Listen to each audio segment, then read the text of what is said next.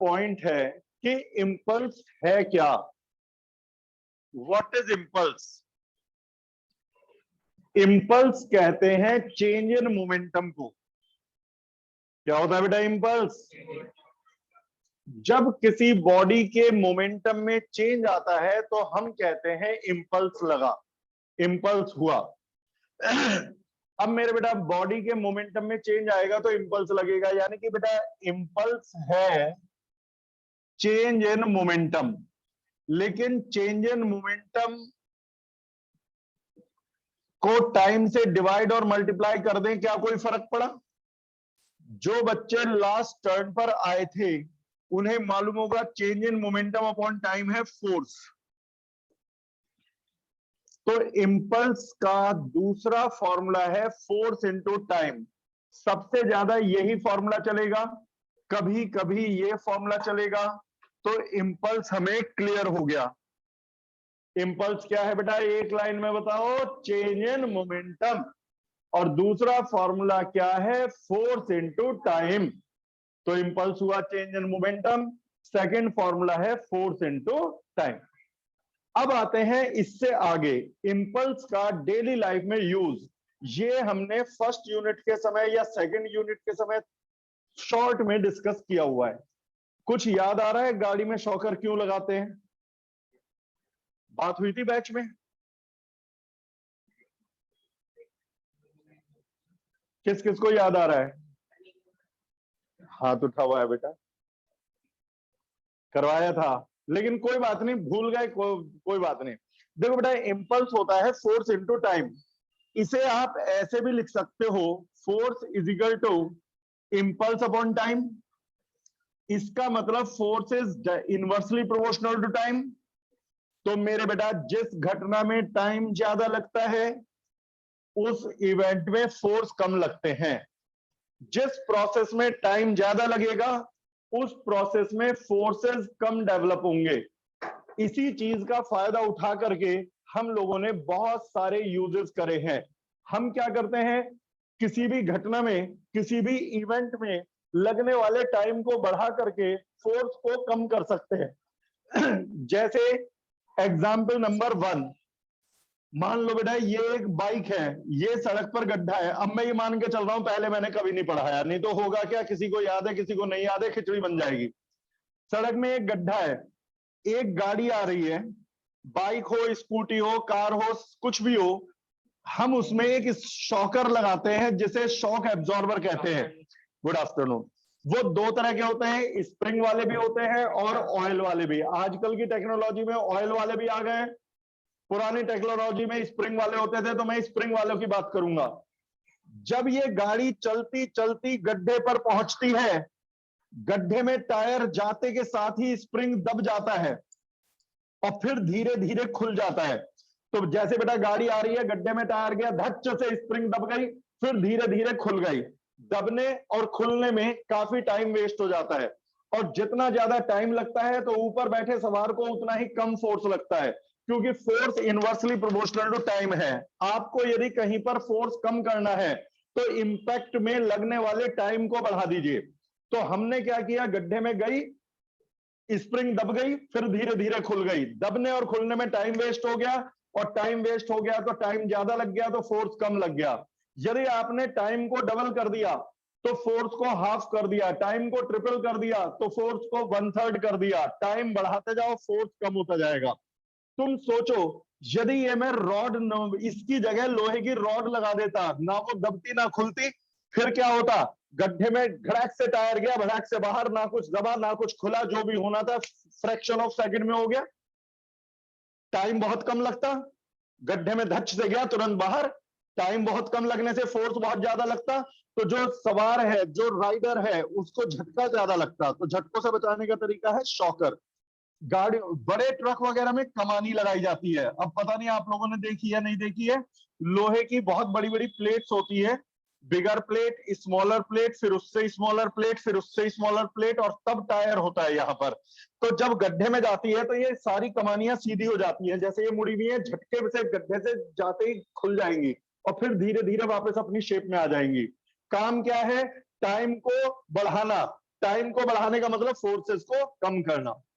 और एग्जांपल देता हूं, मेरे बेटा आप लोगों ने टीवी, फ्रिज, वॉशिंग मशीन जब भी खरीदे होंगे, वो थर्माकोल में पैक होके आते हैं। थर्माकोल के जाने कितने सारे मोटे मोटे पीस ले लेते हैं वो, और उसके अंदर आपकी मशीन की पैकिंग करते हैं। कभी आपने देखा है लोहे या लकड़ी में पैकिंग हो करके मिले हो? नहीं। थर्माकोल कंप्रेसिबल ऑब्जेक्ट है। आपने नया नया एलजी का टीवी खरीदा है, मेरे घर में सारा सामान एलजी का है। वैसे मैंने इनसे पैसे नहीं खाए हुए, वैसे ही बता रहा हूं, अच्छे प्रोडक्ट है। तो मेरे बेटा टीवी खरीदा है, बाई चांस टीवी गिर गया तो थर्माकोल दबेगा, और दब के फिर धीरे धीरे खुलेगा। जब वो खुलेगा, दबने और खुलने में टाइम वेस्ट हो जाएगा, टाइम ज्यादा लगने से फोर्स कम लगेगा, और फोर्स कम लगेगा तो टीवी सेफ रहेगा। थोड़ी मोड़ी हाइट से गिरे तो, ये नहीं कि थर्माकोल में पैक किया 5वीं मंजिल से फेंक दिया कि गुरुजी ने कहा था फोर्स बहुत कम लगेगा, इतना भी नहीं लगेगा, टूट भी जाएगा। तो ये हो गया। अच्छा, इसके बाद तुमने देखा होगा पिक्चरों वगैरह में शूटिंग होती है, बड़ी बड़ी ऊंची ऊंची बिल्डिंग से हीरो कूदता है, तो नीचे फोम के गद्दे लगा देते हैं, लगा देते हैं। अब ये कूदेगा तो सबसे पहले फोम कंप्रेस होगा, कंप्रेस होने के बाद दोबारा से रीओपन होगा। तो जैसे ही हीरो कूदा, गद्दा दब गया, फिर धीरे धीरे खुल गया। दबने और खुलने में टाइम वेस्ट हो गया, और यदि टाइम ज्यादा लग गया तो फोर्स कम लगा और हीरो सुरक्षित उतर के आ गया। अब हुआ रीटेक में गद्दे लेके भाग गया।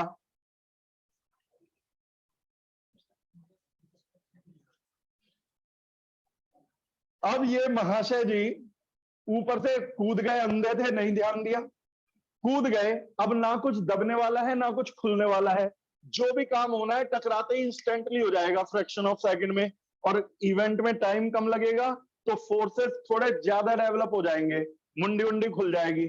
तो ये था हमारा इंपल्स का। अच्छा, जहां फोर्स कम करने हो वहां टाइम बढ़ा दो, सबका प्रिंसिपल एक है। अब तुम देखो, ग्लास वगैरह के यूटेंसिल्स जब पैक होते हैं, कांच के, चाइना बोन के कप वगैरह जब पैक होते हैं, तो वो बेटा विदेशों में तो फोम के पीसेस में पैक हो करके देते हैं, हमारे इंडिया में अखबार में लपेट के दे देते हैं। देखा होगा बहुत जगह अखबार में लपेटा और पकड़ा दिया। काम दोनों का एक है। वो बेटा जब थर्मोकोल फोम में या किसी चीज में पैक करते हैं तो जरा सा गिरेगा तो फोम दबेगा, दब के खुलेगा। अब कितने एग्जाम्पल दो, समझने वाले तो इतने से समझ गए। दबेगा, खुलेगा, दबने खुलने में टाइम वेस्ट होगा, टाइम ज्यादा लगेगा तो फोर्सेस कम डेवलप होंगे, फोर्सेस कम डेवलप होंगे तो नुकसान नहीं होने का। हमारा अखबार भी यही काम करता है। अब मेरे बेटा ये तो हो गए जहां फोर्स कम चाहिए। जहां फोर्स ज्यादा चाहिए, तुमने देखा होगा बेटा मार्शल आर्टिस्ट हाथ मार करके इतनी मोटी रॉड को तोड़ देते हैं। देखे हैं मार्शल आर्टिस्ट? हु और इतनी बड़ी वो लोहे की, वो लोहे की तो ज्यादा हो गई, लकड़ी वकड़ी के फट्टे रख लेते हैं, सीमेंट के ब्लॉक रख देते हैं, ईंटें रख देते हैं। देखा है ईंटें तोड़ते हुए? वो क्या करते हैं, यूं करेंगे, रखेंगे, पहले मारेंगे नहीं, यूं एक्शन बनाते रहेंगे। जैसे ही उसने यूं करा, उसने टाइम ऑफ कांटेक्ट बहुत कम करा। वो क्या करते हैं, ईंट से टकराते ही अलग हो जाए। और टाइम ऑफ कांटेक्ट कम करने से क्या होगा? तो जवाब है टाइम ऑफ कांटेक्ट कम करने से फोर्स बढ़ जाएंगे। वो बचपन से फुर्तीले होते हैं। ये कहा जाता है कोबरा के फन से तेज उनके हाथ की स्पीड होती है। और ये पहले लोग मिथ समझते थे, यूट्यूब पे देखना, बड़ी बढ़िया वीडियो है इसके ऊपर, स्पीड नापी गई। कोबरा जब फन मारता है तो बहुत फास्ट स्पीड से आता है, दिखाई भी नहीं देता कैमरे में। और मार्शल आर्टिस्ट, चाइना देख, मार्शल आर्टिस्ट में सबसे बड़ा चोर है, इंडिया की सारी आर्ट लेकर के गए हुए हैं वो लोग।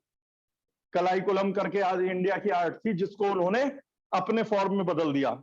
गुस्सा तो बहुत आता है लेकिन सीख ही नहीं जाती। तो मेरे बेटा मार्शल आर्टिस्ट का काम है टाइम ऑफ कांटेक्ट को कम कर देना, इतने फुर्तीले हो जाओ। अब तुम सोचो किसी से लड़ाई हो रही है, मनन एक सेकंड को आ इधर, नहीं लड़ाई नहीं होगी, मैं एग्जाम्पल दे रहा हूं।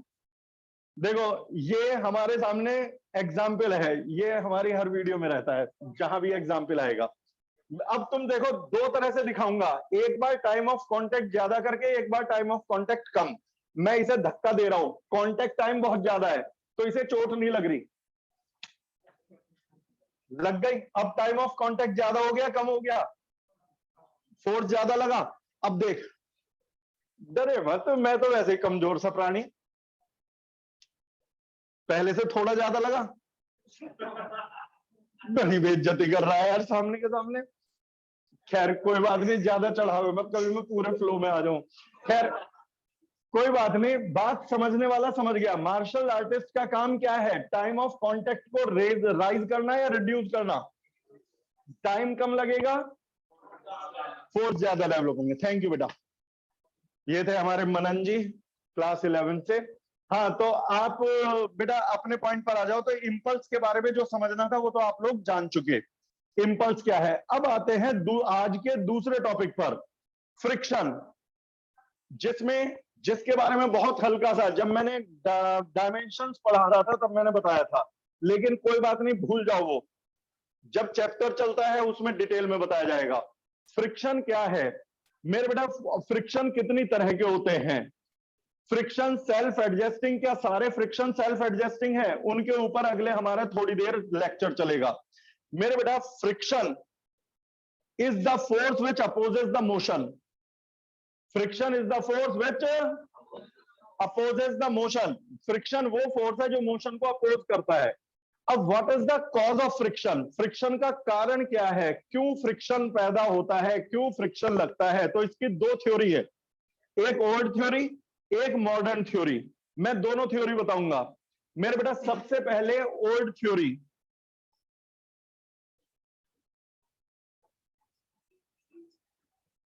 और मेरे बेटा इस समर ब्रेक में चाहे सारे बंद करें, मैं नहीं बंद कर रहा हूं, उसका रीजन सुन लो भैया, आगे निकल जाओ। स्कूल पता है खुलते के साथ ही क्या करने वाले हैं? तुम लोग पहली बार 11th में आए हो, ज्यादातर से उम्मीद यही है, स्कूल खुलते के साथ ही 4-4 दिन में एक एक चैप्टर उड़ाएंगे वो लोग। जो अभी लग रहा है कि हम आगे हैं, क्यों हम लोग कॉम्प्रोमाइज नहीं कर सकते? हमें तो न्यूमेरिकल भी 100-100 150-150 करने हैं कम से कम, तो हम पीछे रह जाएंगे। आप लोगों को कॉम्प्रोमाइज नहीं करना है, पढ़ाई पूरी करनी है। जब सारे टीचर बंद करेंगे तो मैं एक आध दिन कर दूंगा, नहीं तो मेरा बैच चलता रहेगा। भाई आप नहीं आ पा रहे, ऑनलाइन ले लो, वीडियो ले लो, मेरी क्लास चलती रहेगी। क्यों? मैं किसी चीज में कटौती नहीं करूंगा। तो हम फ्रिक्शन की बात कर रहे थे, फ्रिक्शन का कारण क्या है? What is the cause of friction? तो दो थ्योरी में पहली है ओल्ड थ्योरी। ओल्ड थ्योरी कहती है कि no surface is perfectly flat. आपको जो दुनिया में सबसे फ्लैट सरफेस लगता हो, सबसे स्मूथ लगता हो, माइक्रोस्कोप के नीचे रख दो, पावरफुल माइक्रोस्कोप के नीचे रख दो, आपको उसमें प्रोजेक्शन और डिप्रेशंस दिखाई देंगे, उतार चढ़ाव दिखाई देंगे। सब ये ऐसे ही होते हैं। हमें लगता है ना हमारा हाथ बड़ा स्मूथ है, भाई साहब माइक्रोस्कोप के नीचे रख दो, पावरफुल माइक्रोस्कोप के, ऐसे उतार चढ़ाव दिखाई देंगे। लोग कहते हैं हाथ धो के खाना खाना चाहिए, बिल्कुल सही बात। रीजन क्या है? माइक्रोस्कोप के नीचे रख दिया, 3 दिन तक खाना नहीं खाने के। हमारे हाथों में भी उतार चढ़ाव है, उसमें बॉडी फ्लूइड भरा रहता है। बॉडी फ्लूइड कह सकते हो, हमारे जैसे स्वेटिंग होती है इसी तरह से यहां भी ऑयल नहीं रहता है। उसके अंदर बैक्टीरिया तैरते रहते हैं चलते फिरते।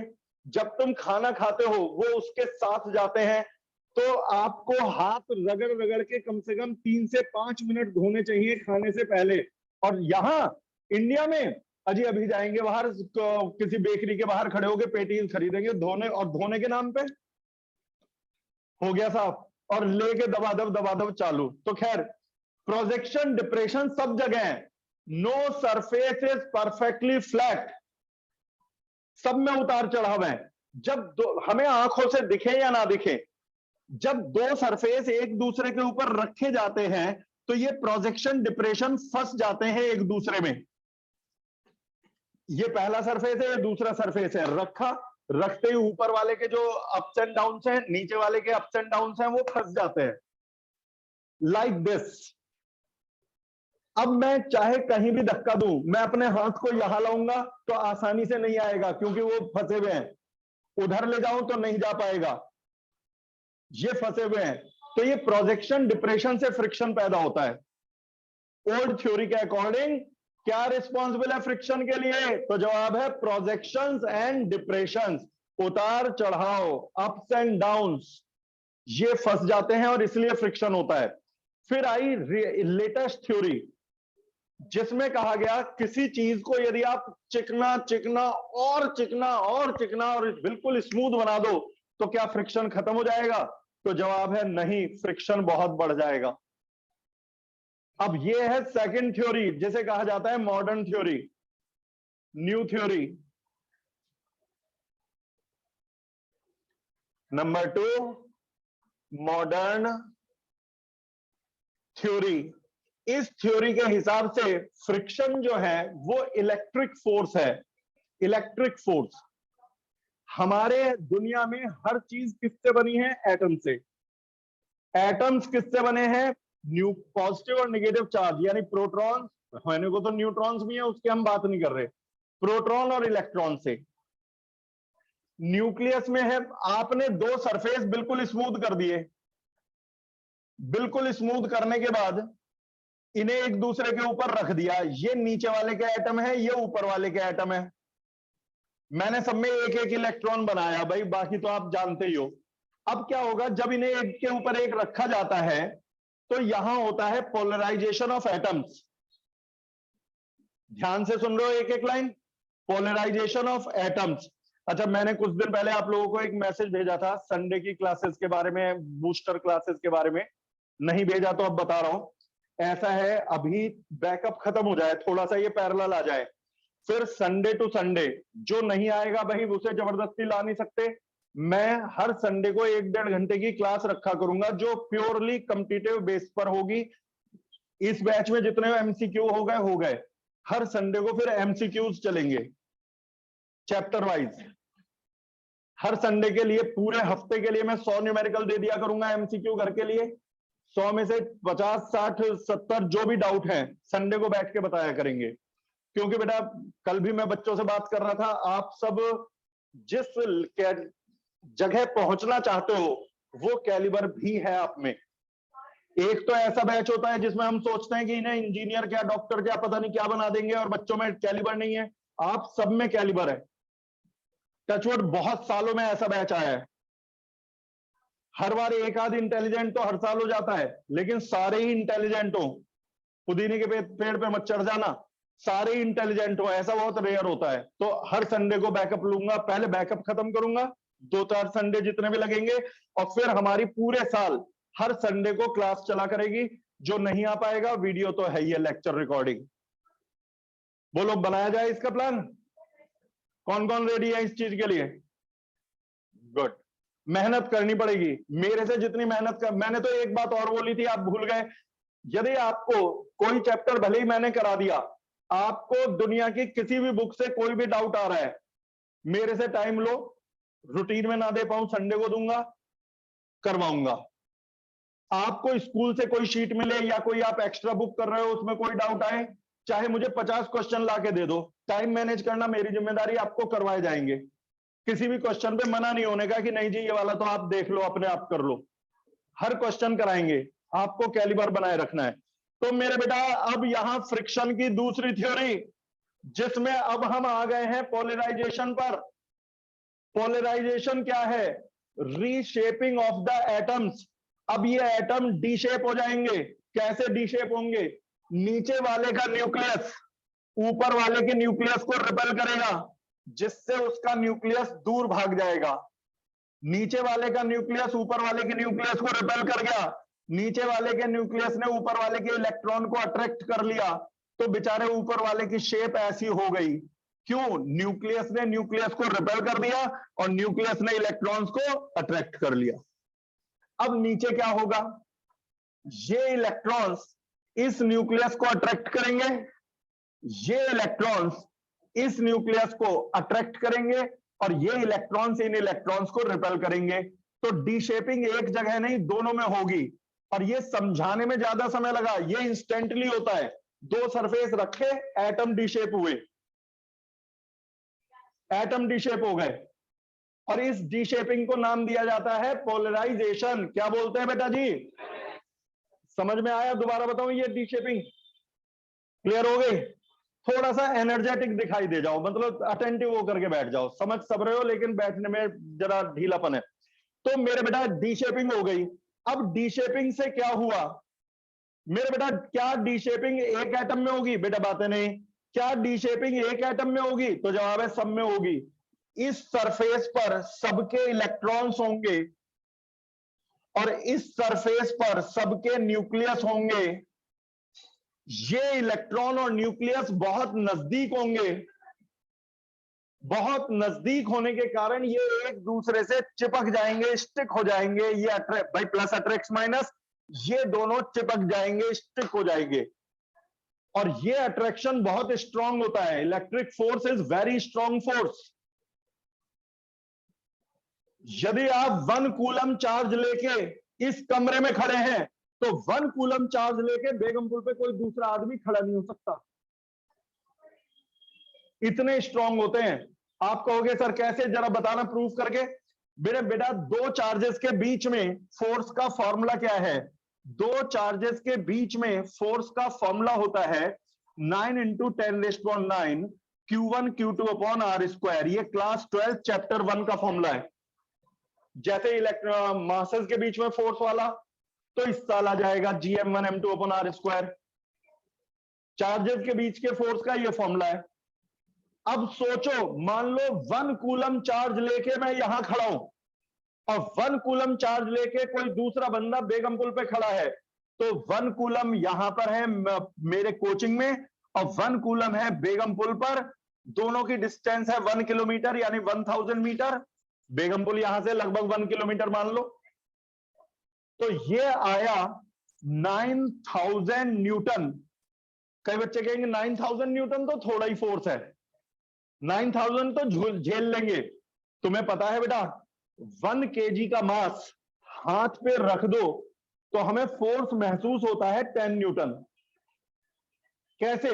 1 kg को हाथ पे रखा तो वो मेरे हाथ को दबाएगा mg यानी 1g से।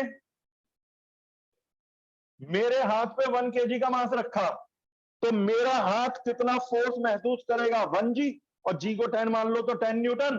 तो मेरे बेटा 10 न्यूटन का मतलब है 1 kg का मास हाथ पे रख देना।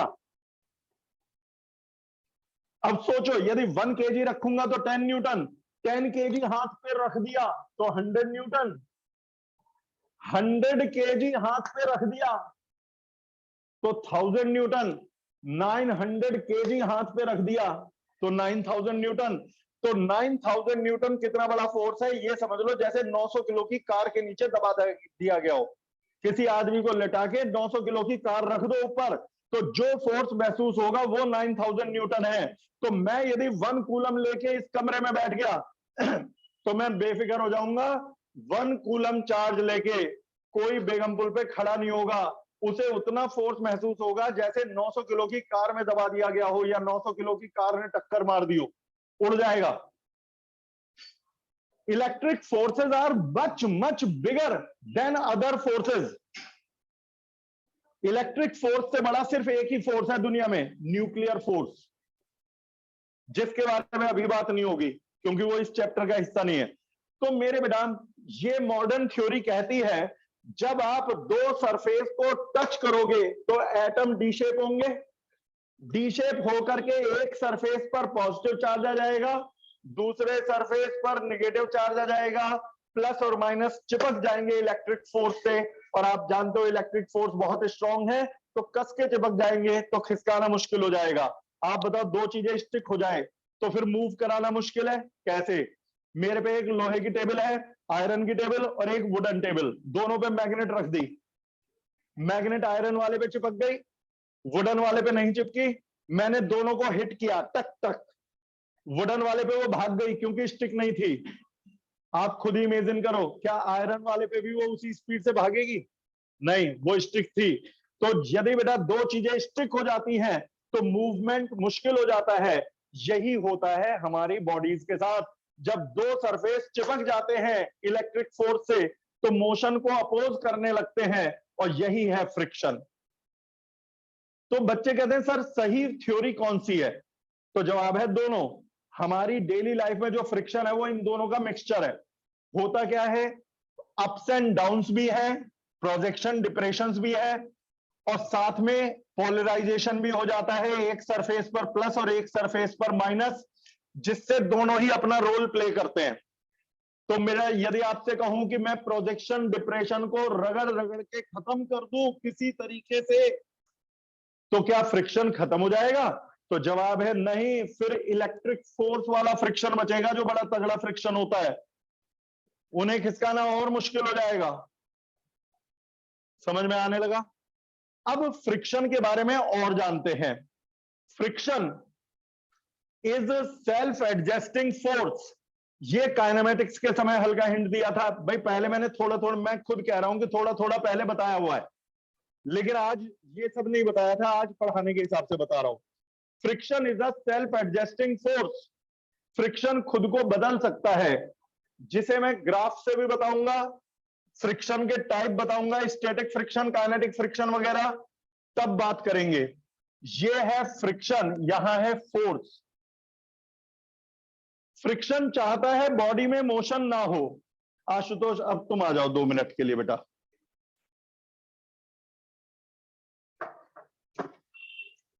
कईयों को तो चेयर आते ही याद आ गया होगा कौन सा टॉपिक है। बैठ बेटा। किस किस को याद आ गया? 1 2 3 4 5 6 7। चलो, ये बैठा हुआ है। देखो बेटा, अब आप देखना, फ्रिक्शन सेल्फ एडजस्टिंग है। मैंने 1 न्यूटन फोर्स लगाया, ये नहीं खिसका, नहीं खिसका। कोई तो फोर्स है जो इसे रोक रहा है, फ्रिक्शन। मेरा फोर्स यदि 1 है तो गारंटेड फ्रिक्शन भी 1 है, तभी तो रुका हुआ है। यदि फोर्स और फ्रिक्शन बराबर ना होते तो यह रुकता नहीं, चल पड़ता। तो बताओ, मैंने लगाया फोर्स 1, फ्रिक्शन भी 1। अब मैंने 2 न्यूटन फोर्स लगाया, अब भी नहीं खिसका। थोड़ा मैं बेईमानी कर रहा हूं, क्यों, पहिए वाली यह है, हल्का सा भी तेज लगाया तो खिसक जाएगा, लेकिन मैं आपको डेली लाइफ से बता रहा हूं। मैंने 2 न्यूटन लगाया, अब भी नहीं खिसका। फ्रिक्शन कितना हो गया है? 3 न्यूटन लगाया, नहीं खिसका। 4 लगाया, आंधी आएगी आज। 5 न्यूटन लगाया, नहीं खिसका। अब इधर भी देख लो, 5 न्यूटन लगाया, अब भी नहीं खिसका, तो फ्रिक्शन है। 6 लगाया, नहीं खिसका।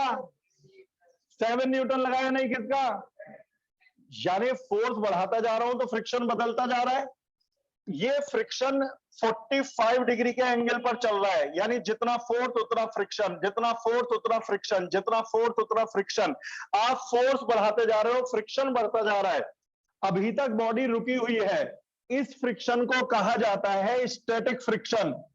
स्टैटिक फ्रिक्शन अपने आप को बदल सकता है। स्टैटिक फ्रिक्शन अपने आप को बदल सकता है। स्टैटिक का मतलब है रेस्ट, यानी ये रुकी हुई बॉडीज पे लगता है स्टैटिक फ्रिक्शन। यदि कोई बॉडी रुकी हुई है तो वहां स्टैटिक फ्रिक्शन है। तो बेटा मैं फोर्स बढ़ाता रहा, ये नहीं खिसका। अब लेकिन ये बात आती है, फोर्स बढ़ने से फ्रिक्शन बढ़ता है, फोर्स बढ़ने से फ्रिक्शन बढ़ता है, फोर्स बढ़ने से फ्रिक्शन बढ़ता है, तो दो बॉडी तो कभी चलेगी नहीं। फ्रिक्शन के बढ़ने की एक लिमिट होती है, जिसे कहते हैं लिमिटिंग फ्रिक्शन। क्या कहा जाता है? Limiting friction. किस पे डिपेंड करता है वो पता चलेगा 6 मिनट बाद।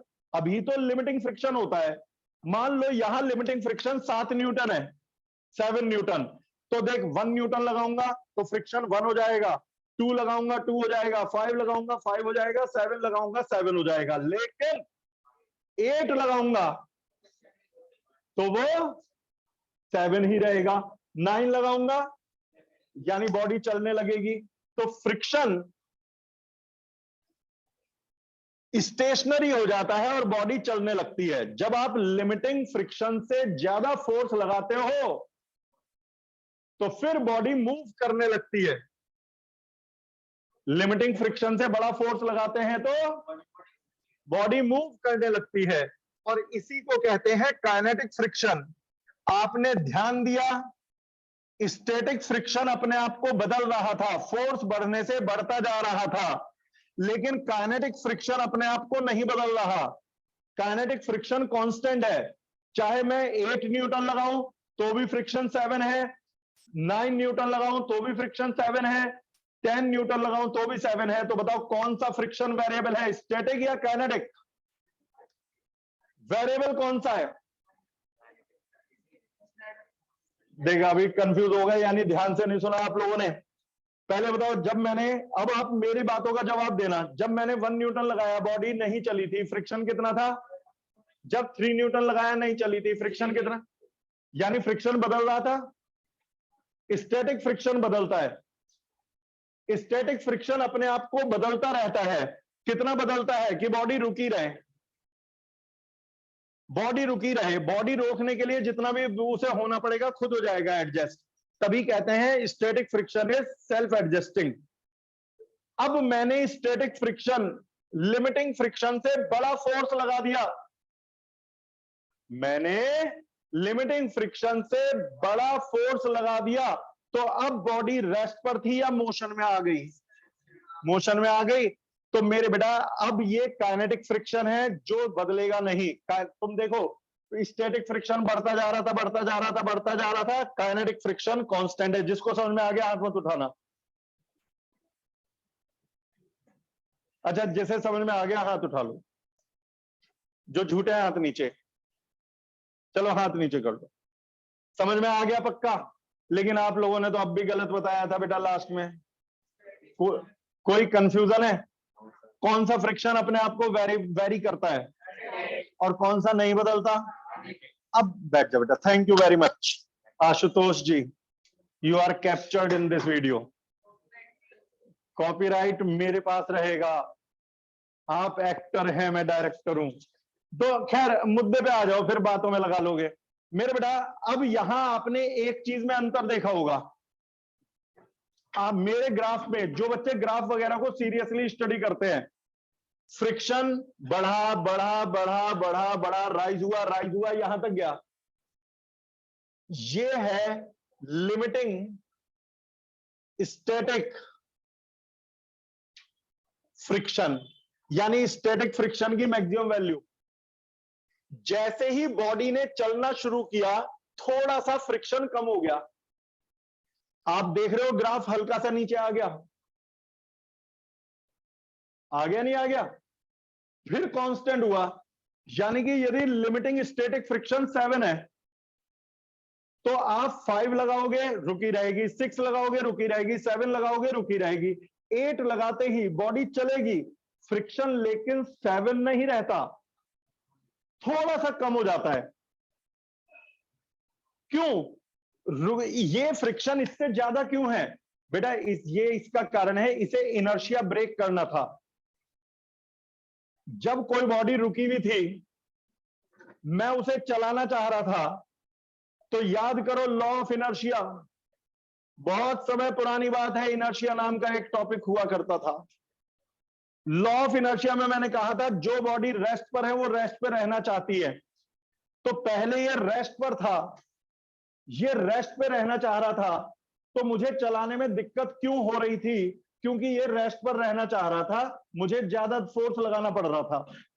एक बार ये मोशन में आ गया, मोशन में आने के बाद मुझे उतनी एफर्ट नहीं करनी पड़ेगी, क्योंकि अब ये मोशन में रहना चाहता है।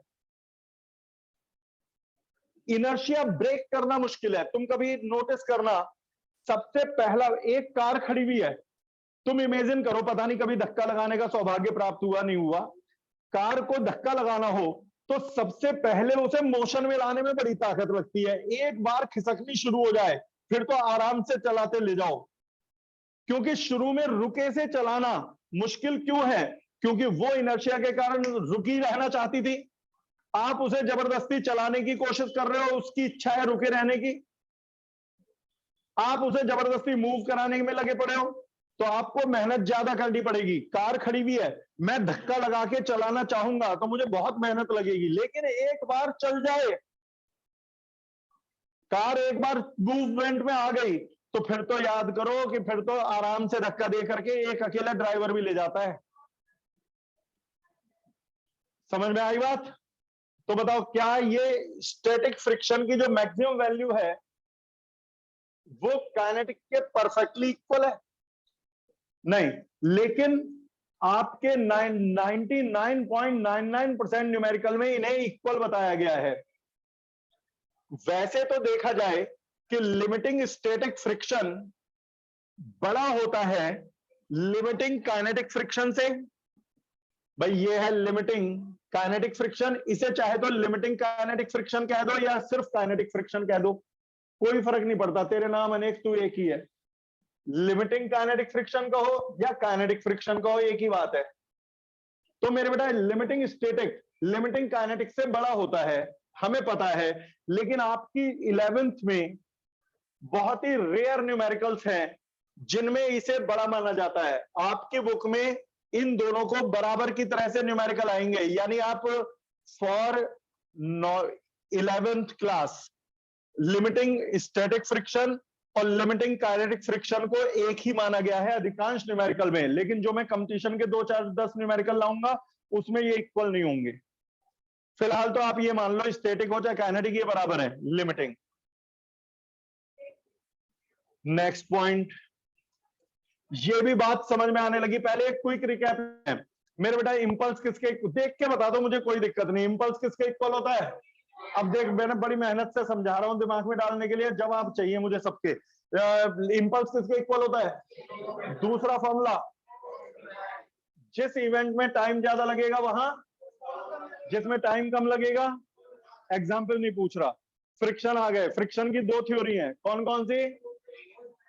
ओल्ड थ्योरी क्या कहती थी फ्रिक्शन क्यों लगता है?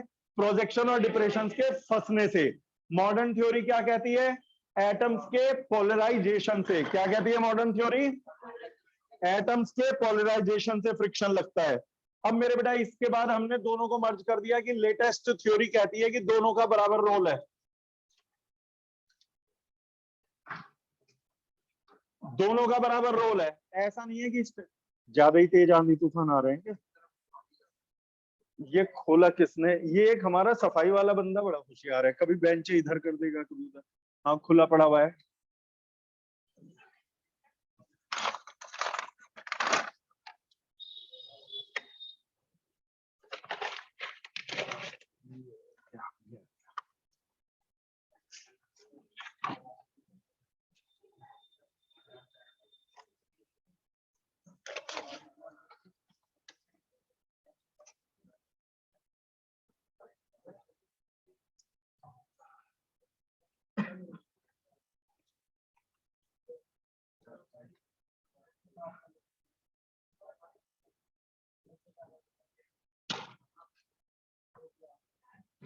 कुंडा लगाना पड़ेगा इसमें। चलो तो भैया ये आ गए। फिर मैं आया था फ्रिक्शन, मॉडर्न थ्योरी भी हो गई। फिर मैंने बताया फ्रिक्शन, जब बॉडी रुकी होती है तो उस समय फ्रिक्शन को क्या बोलते हैं?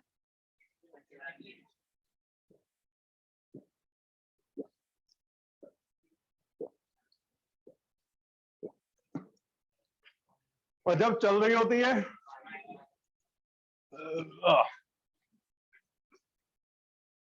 नहीं उबला हुआ पानी दिन रात पी रहा हूं मैं, गला देख नहीं रहे क्या करारा हो गया।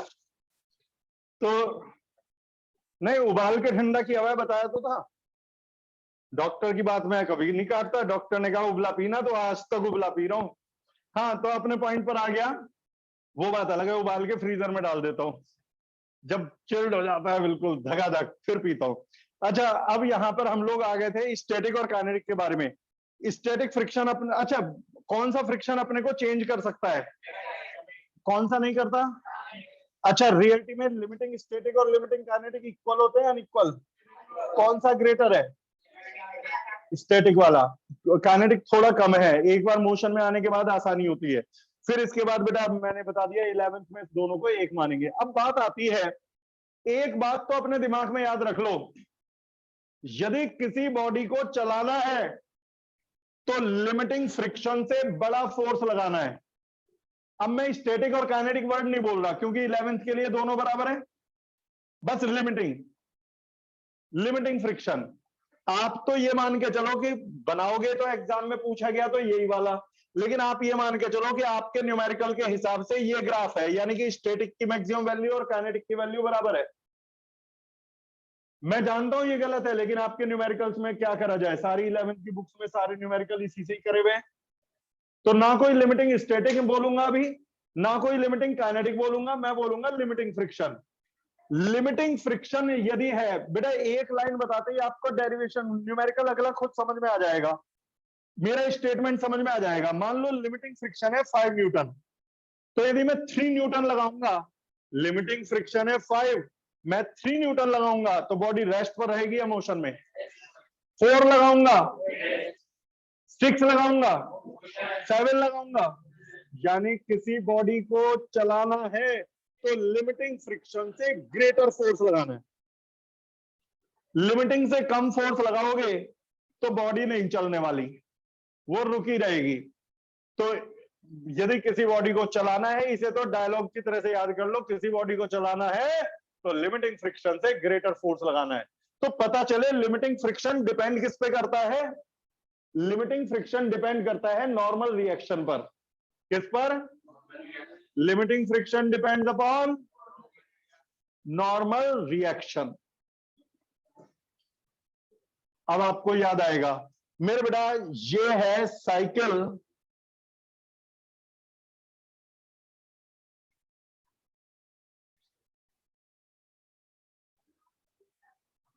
ये है साइकिल, ये है स्कूटर,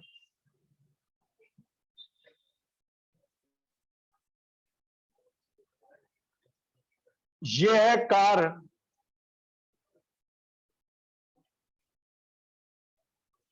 बस 3 बहुत है, साइकिल, स्कूटर, कार, 3 चीजें।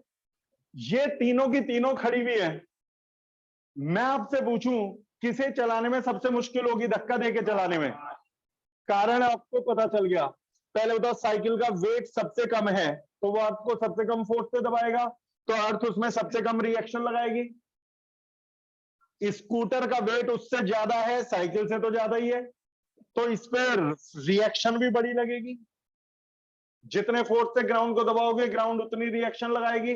कार का वेट तो भैया बहुत ज्यादा है इनसे, तो रिएक्शन भी बहुत हाई है। तो यहां होती है लो रिएक्शन, यहां होती है हाई रिएक्शन, यहां होती है वेरी हाई रिएक्शन। नई टेक्नोलॉजी, लार्ज रिएक्शन। अच्छा, मैंने बोला था friction, limiting friction depends upon reaction. जहां रिएक्शन कम होगी वहां लिमिटिंग फ्रिक्शन भी कम होगा। रिएक्शन बढ़ेगी तो लिमिटिंग फ्रिक्शन भी बढ़ जाएगा, और यहां तो लिमिटिंग फ्रिक्शन बहुत हाई होगा। लिमिटिंग फ्रिक्शन किस पर डिपेंड करता है मेरे बाल को? अच्छा, लिमिटिंग फ्रिक्शन बहुत कम होगा, थोड़ी देर के लिए एज्यूम कर लो 10 न्यूटन, ये वैसे ही एज्यूम कर लिया कुछ कम था। ये मीडियम है, इसे एज्यूम कर लो 100 न्यूटन, इसे एज्यूम कर लो 1000 न्यूटन। रिमेंबर, हर कार का वेट बराबर नहीं होता, हर कार में रिएक्शन बराबर नहीं होती, तो आप इसे रट नहीं सकते। इट इज जस्ट एग्जाम्पल, किसी डिजिट का सहारा ले लो तो समझने में आसानी हो जाती है। तो मेरे बेटा यहां पर अब जरा एक एक करके जवाब दो। लिमिटिंग फ्रिक्शन है 10, मैंने कहा था किसी बॉडी को खिसकाना है तो लिमिटिंग फ्रिक्शन से बड़ा फोर्स लगाना है, तो ये तो 11 न्यूटन से ही खिसक जाएगी। लेकिन क्या ये 11 न्यूटन से खिसकेगा? इसे कम से कम कितना लगेगा? More than 100। मोर देन 100 कोई भी हो, 100.1 लगा दो। इसे चलाना है तो जितनी भारी चीजें हो जाती है, जैसे एक चेयर है, एक चेयर को मैं धक्का देके खिसका दूंगा, अब चेयर पर एक आदमी आके बैठ गया, अब मुझसे कोई कहे धक्का देके खिसकाओ, अब मुश्किल होगी ना, क्योंकि वेट बढ़ गया। वेट बढ़ गया तो रिएक्शन बढ़ गई, रिएक्शन बढ़ गई तो लिमिटिंग फ्रिक्शन बढ़ गया, और लिमिटिंग फ्रिक्शन बढ़ गया तो अब चलाना मुश्किल हो गया। समझ में आने लगा? लिमिट, अच्छा लिमिटिंग फ्रिक्शन आपने देखा, लास्ट पॉइंट चल रहा है आज का, पैकअप पॉइंट है, और एक भी क्लास मिस मत करना। देख बेटा, मैं बार बार कह रहा हूं, मोबाइल की पढ़ाई और क्लास की पढ़ाई कभी सेम नहीं हो सकती, नहीं तो ऑनलाइन का कल्चर फिर से बंद ना होता। ऑनलाइन पिट गया ना, मजबूरी में ही लेते हो, क्लास में कम से कम दोबारा पूछने का मौका है, वो बराबरी नहीं। तो आते रहो रेगुलर, जब तक मजबूरी ना हो तो हर रोज आओ, मजबूरी है तो फिर वहां बैठ के पढ़ ही लो। मेरे बेटा, लिमिटिंग फ्रिक्शन प्रोपोर्शनल है रिएक्शन के। लास्ट सेंटेंस आज का, खुश होकर दिखाओ, सारे खुश। मेरा बेटा लिमिटिंग फ्रिक्शन डायरेक्टली प्रोपोर्शनल है रिएक्शन के, उसने तो बैग भी टांग लिया। अब प्रोपोर्शनलिटी साइन हटा के प्रोपोर्शनलिटी इक्वलिटी लगा दें तो प्रोपोर्शनलिटी कांस्टेंट आएगा, वो है म्यू। इस म्यू को कहते हैं कोएफिशिएंट ऑफ फ्रिक्शन। अब ये कोएफिशिएंट ऑफ फ्रिक्शन क्या है, इसका क्या रोल है, किस किस पर डिपेंड करता है, उसे जानने के लिए इंतजार कीजिए कल तक। फिर मिलेंगे 3 बजे इसी जगह पर। Bye bye.